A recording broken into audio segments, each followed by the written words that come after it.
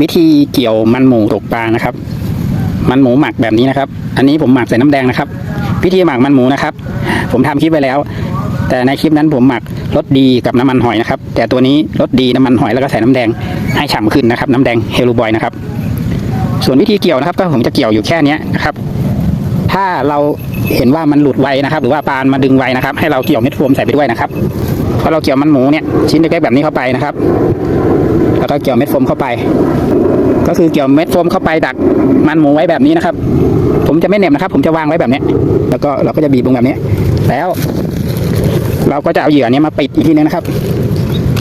ก็คือผมจะปั้นเหยื่อเสร็จแล้วก็ให้แน่นก่อนนะครับแต่ไม่ใหญ่มากนะครับจากนั้นก็เหยื่อวางลงไปแล้วเราก็ปั้นอีกรอบหนึ่งนะครับเพื่อจะให้ปลาใหญ่มันเข้ามาทันปลาเล็กนะครับถ้าเราเอาไว้ข้างนอกเนี่ยปลาเจอมันหมูมันก็โฉบก่อนนะครับเราก็ต้องเอาไว้ข้างในนะครับผม